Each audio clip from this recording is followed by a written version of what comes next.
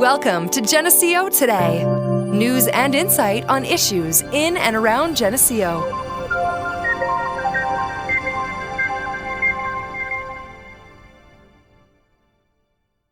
Welcome to Geneseo Today, the show where we showcase individuals who are keystone to Livingston County and specifically Geneseo. Today we are joined by Deputy Sheriff Morgan Harrington. How are you today? I'm good. How are you? I'm doing well, thank you so much. Would you just please start by explaining your background in both academics and specifically law enforcement? Sure. So I graduated from York Central School, which also happens to be in Livingston County. Graduated in 2008, then continued my schooling I went to GCC for about a year and a half and then transferred to SUNY Brockport, which is where I graduated from with my bachelor's in sociology. So I got that in 2012, and then for a little while I worked in retail because I really wasn't sure what I wanted to do. But then I made the best decision of my life in 2014. That's when I got hired by the Livingston County Sheriff's Office. I was a jail deputy actually for 2 years before I was given the opportunity to go to the Patrol Academy. So I did that in 2016. My patrol academy was done at Finger Lakes Law Enforcement Academy, which is actually in Canandaigua. It's a 6-month full-time academy. I finished that in July of 2016, and I've been assigned to the road patrol at the sheriff's office ever since. What made you decide to pursue a career in law enforcement? Growing up, I always actually had a genuine interest in being a state corrections officer. The reason behind that is because my dad was actually a state corrections officer for 28 years before he retired. And I just was always genuinely interested in his career and everything that kind of came along with it. I never did explore the option of becoming a state corrections officer because I didn't want to have to move downstate or, way up north. When I decided to, get into law enforcement and corrections in general, I saw that there were openings at the sheriff's office. So I applied for that, and it was still one of my best decisions I've ever made. Would you ever consider moving to another county, or would you still just want to stay in Livingston? I think because I grew up here, I just feel such a connection to this county that I really have never had an interest in going anywhere else. There's other various levels, I guess, of police officers with the village and then troopers and stuff like that. Can you just explain the difference between the various levels and how they interact? Though we are classified as deputy sheriffs, we're all certified police officers. So we, as deputy sheriffs, work for the sheriffs, who is an elected official in Livingston County.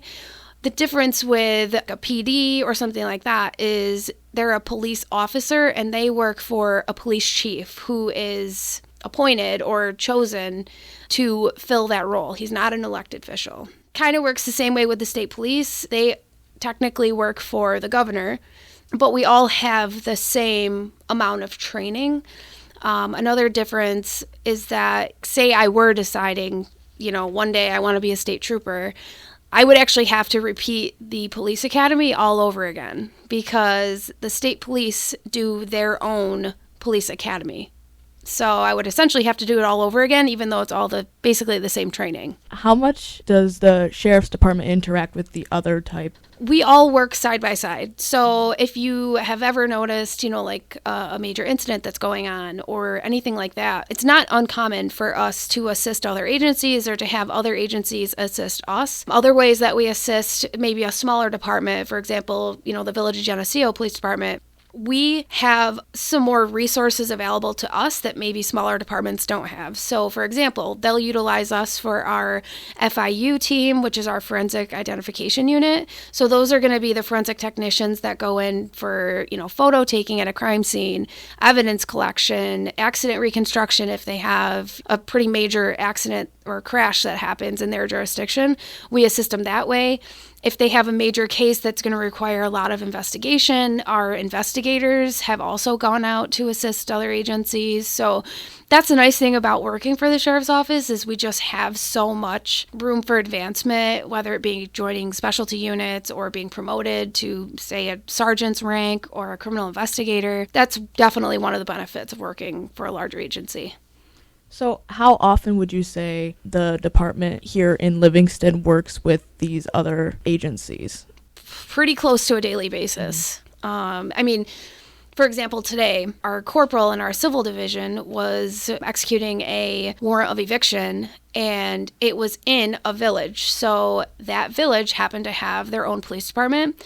So the police officer that was working in that village department went with our civil corporal to assist with executing the warrant of eviction. It falls under a jurisdictional thing, too. So, like, the state police have jurisdiction over all of New York State.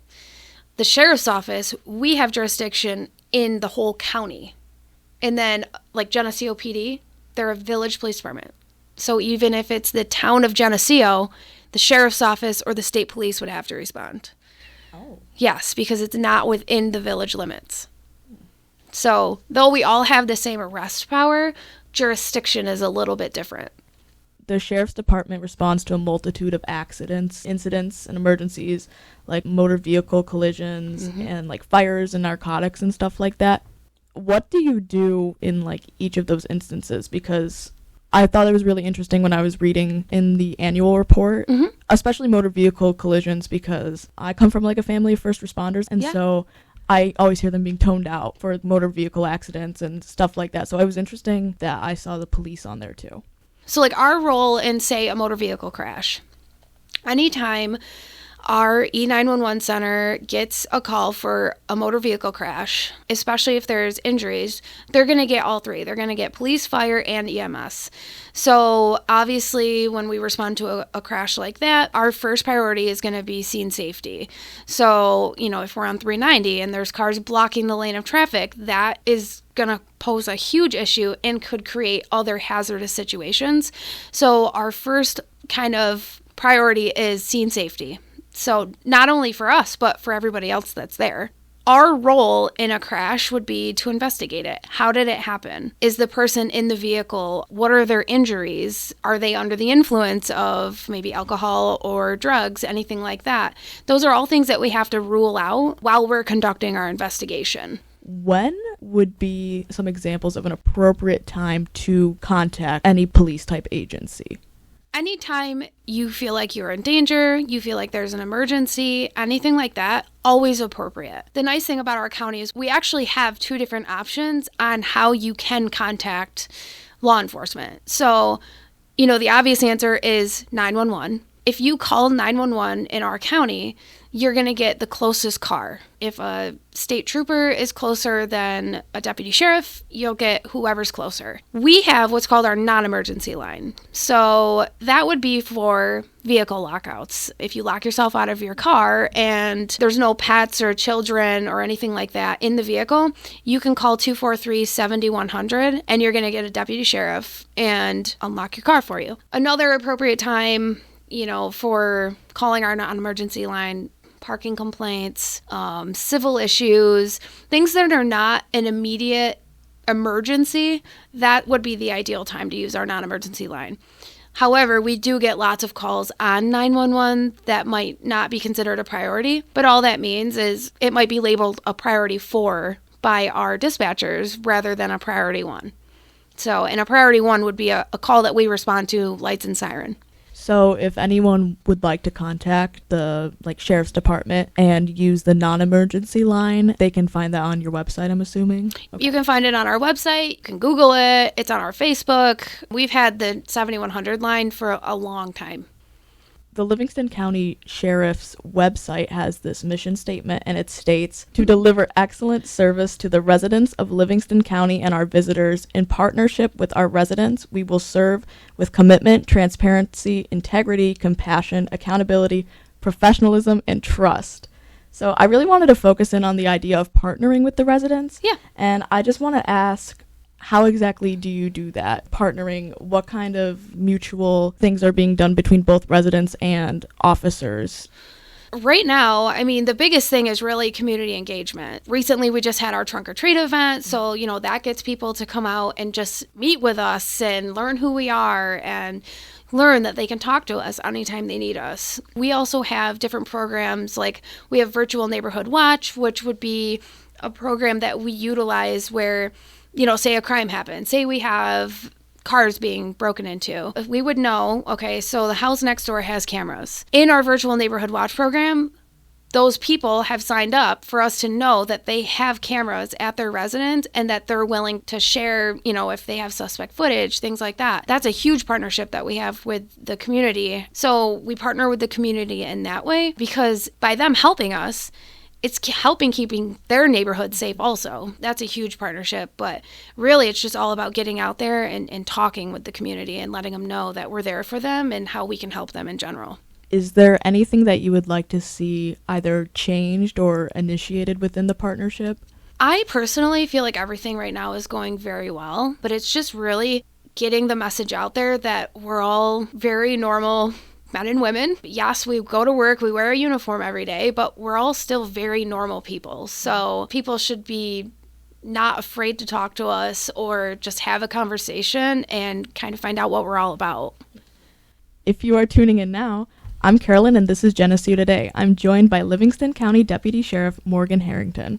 We were just talking about partnering with residents and visibility, mostly within police agencies and stuff like that. So kind of leading off of that, there has been kind of a long history of movements that do not necessarily support the power of law enforcement. And, these can be traced back to like the 1960s, especially where there's this power struggle between police agencies and there's kind of been a resurgence of that recently, especially within the last 10 years or so. So I was just wondering if you have noticed a shift in public opinion towards police. Yes.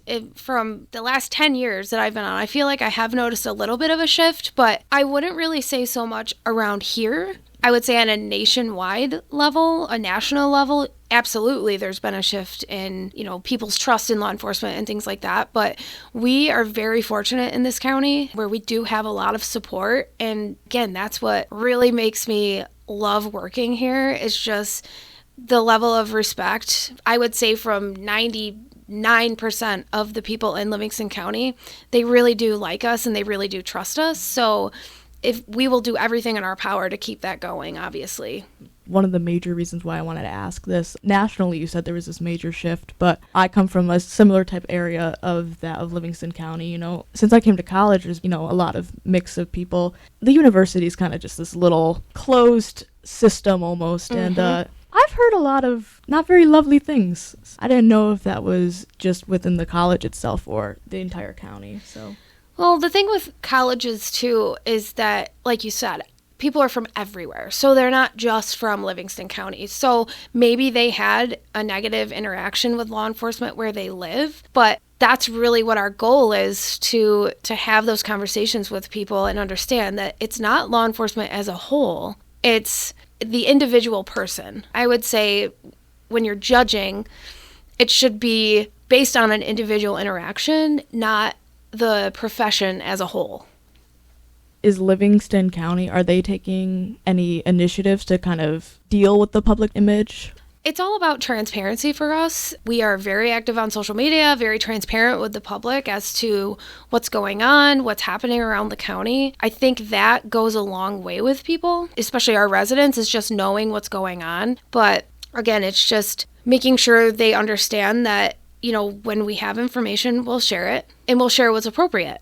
Of course, we can't share everything about what's going on, but just continuing that transparency, I think, is really going to help make a shift. Also, in relation to, the public image, do you think media plays a big role in this, whether it's news or something like cops, the depiction of officers in those types of settings? Do you think that plays a role with public image? 100%. The thing you have to realize about Cops, I haven't watched Cops in a long time, but I feel like the episodes I did watch, I don't really know how realistic it is. And depending, obviously, when the episode was put out and whatnot, I haven't watched Cops recently, so I can't honestly say, whether it's realistic or not. But media obviously plays a huge role in just the overall, I guess, image of law enforcement. Obviously, a lot of times when something negative happens, of course, it's going to be plastered all over every social media site, every news site, things like that. But one thing to take into consideration is who's your source. So, what's on CNN might be different than what's on Fox News. It's all about what outlet you're, watching. So it does get into politics quite a bit, which the image of law enforcement is going to reflect on where your source is coming from. And again, it's just having that face-to-face conversation and not judging based off of things that you see online, because anything can be skewed, obviously. So another thing, somewhat, I'm not going to say controversial, but almost a touchy subject, is the confusion about the prison system. My mother used to be an English teacher in the prison system, so I have a general idea of some of the services and stuff that are available. But I was just hoping you could elaborate if there are any inmate programs or education, mental health resources, and stuff like that in the Livingston County Jail. I've been out of our jail for 8 years, but I can tell you we do have GED programs there. Before the laws changed, if somebody was under the age of 18, they were required to go to GED. We don't hold juveniles in our facility, so nobody under the age of 18 is allowed to even enter our facility. A suspect, I mean. So GED programs, yes, those are available. We also have folks from CASA that come in, so alcohol and substance abuse, they have resources through them. We have a full-time mental health specialist that is in our jail. She does calls every single day. She does evaluations, things like that. We have those services available. We have Catholic charities that come in. There's all sorts of different programs. There's religious programs that come in, I think a couple times a week. You know, they're really there to support them and help the people who are in our jail, help them succeed when they get out. We spoke about misconceptions with police and the available resources for those people that are in prison at the moment. What resources are available for law enforcement? So at our office specifically, we have our CISM team, so it's Critical Incident Stress Management. They're our team of individuals who work for the sheriff's office, and they're comprised of dispatchers, our victim specialists, members of the patrol division, and as well as our jail division, who all have a little bit of extra training in, you know, helping people when they've been involved in a critical incident, if they're having troubles at home, if they, you know, just need somebody to talk to. That resource is available every day. And we actually have a policy on it, so people know who they can contact, you know, what constitutes a critical incident or a stressful situation. And also recognizing that just because you're involved in a critical incident, you may not feel the effects of that incident right away. So those people are always available to us. They also debrief after major incidents, so you can talk things out. They do that with the CISM team. So they're there to support us. And then the county as a whole, and I'm sure this is different police agencies or different counties in general, they have the EAP, which is the Employee Assistance Program. That is available to us also. It's a free service that's offered through the county for mental health, for financial issues, you know, different things like that. The benefit to that is it's completely confidential. So if you call the number, you're not going to get somebody who works for Livingston County. So sometimes you kind of fall into that, you know, I don't want to talk to somebody that I work with because do I really trust them? So if you do find yourself in that situation where you need to talk to somebody, but maybe you're not comfortable talking to someone that you work with, you can reach out to the Employee Assistance Program. They don't even know you're calling from Livingston County. You don't know who you're talking to, nothing like that. It's completely confidential. I was just really wondering that because your career really requires you to make fast decisions in stressful situations. So I was really sure that that kind of took a toll on officers. And, you know, if you guys are providing all these services for residents and for, I just want to make sure you guys were getting something too. Oh, yes, absolutely. Good. They take really good care of us, which is good. What is a stereotype that you would like to just kind of clear up? One thing that, so a lot of people think that, oh, this is Livingston County, it's never going to happen there, or it's never going to happen here. But one thing we have to be very cognizant of, being residents of Livingston County, is do we live in a pretty safe environment or a safe community? Yes, we do. However, we have to remember that, you know, we have Monroe County just north of us. So, like, crime still does happen here. We find a lot of burglaries or car larcenies or, you know, stolen vehicles, things like that. A lot of those things can actually be prevented, but people think I live in Livonia. So I've never locked my doors, or I've never locked my car. But we have to recognize the day and age that we're living in. And unfortunately, it is the day and age where we have to lock our doors. We have to lock our cars. Don't leave things in plain view, things like that. That could really help you in the long run, not become a victim of a crime.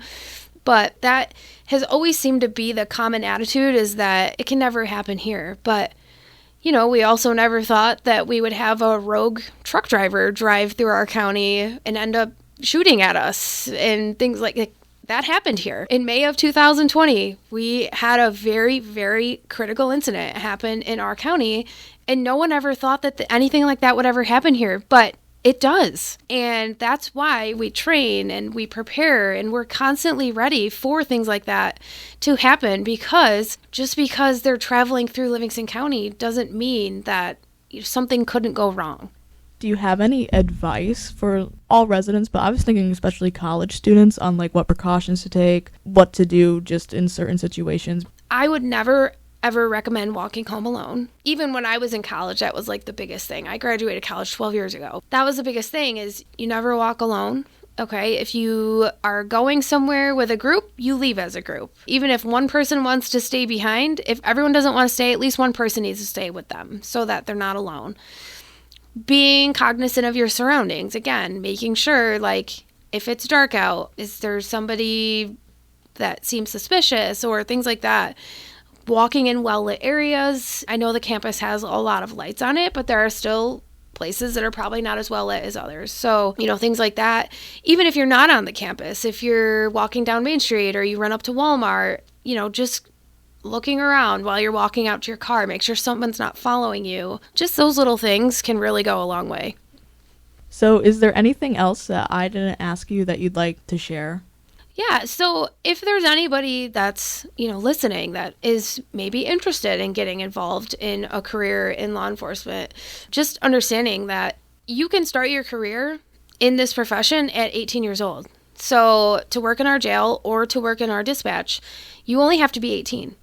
So you can turn in an application anytime for that. And then, obviously you go through the background check, you go through a polygraph. There's all different steps that come along with it, but just getting your feet wet, I would suggest to anybody starting in the jail, even if they're interested in patrol, it's the best decision I ever made. It helped me with my communication skills, building confidence, having a little bit better understanding of the career in general, because you're doing your report writing, you're doing, your PAT searches, things like that. You're learning a lot ahead of going to a patrol academy, which really in the long run helps you. So if anybody is interested and really wants to get involved in law enforcement, they're more than welcome to reach out to me, and we have lots of openings. So, and what education is needed for going into a career in law enforcement? So you just have to have a high school diploma or a GED. Awesome. So there's no college requirement or anything like that. There used to be for other agencies before, but most that I know of, most places don't require any sort of college education.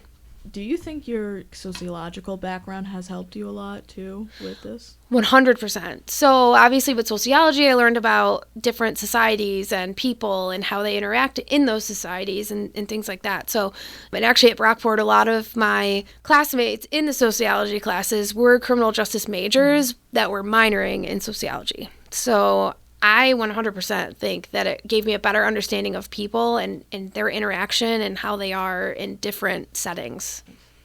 So is there anything else? No, Awesome. I think I'm good. I really appreciate you having me on here. Yeah, thank you so much for coming in. Thank you for serving our community as well. Absolutely. I'm proud to. So. Well, thank you for listening to Geneseo Today on SUNY Geneseo WGSU 89.3, Geneseo's Voice of the Valley. Tune in next time for more things Livingston County.